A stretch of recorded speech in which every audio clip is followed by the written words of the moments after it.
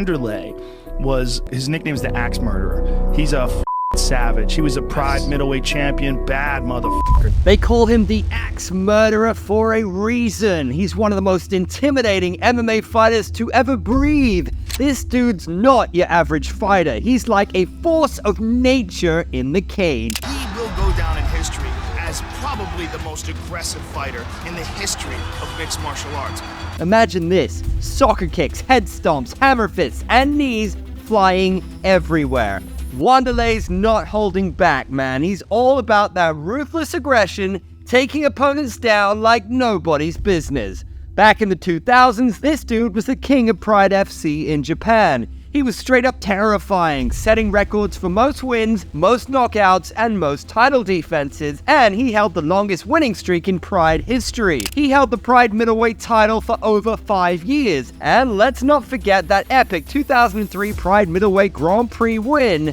That was legendary stuff, my friends. Wanderlei's not just a fighter, he's a whole vibe. His intense stare-downs could make even the toughest dudes shiver. And when he stepped into the UFC, he brought that same energy, going toe-to-toe with the likes of Rampage Jackson, Kazushi Sakuraba, Mirko Cro Cop, and more. But here's where it gets real crazy. This dude once fought the legendary heavyweight Mark Hunt with only 2 days' notice. Talk about fearless, am I right? And don't even get me started on his beef with Chael Sonnen during The Ultimate Fighter. That was like reality TV gold.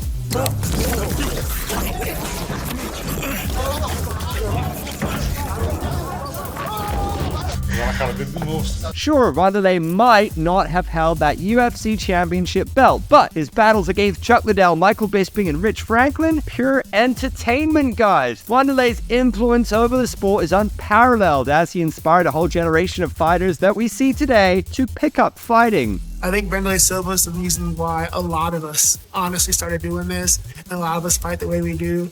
Now fans are losing their minds on social media, celebrating the announcement of Wanderlei's induction into the UFC Hall of Fame. It's like the whole MMA community coming together to show some love to the one and only the Axe Murderer. Silva's career, spanning 51 fights since 1996, is a testament to his dedication and ferocity. The Brazilian will receive the official induction at UFC International Fight Week on June 29th. So what do you think? Is Wanderlei Silva the most intimidating fighter in MMA history? And is it a well-deserved Hall of Fame induction? Drop those thoughts in the comments, and let's keep the conversation going. Like and share if you enjoyed the video, and don't forget to follow Sportskeeda MMA on all our social media platforms.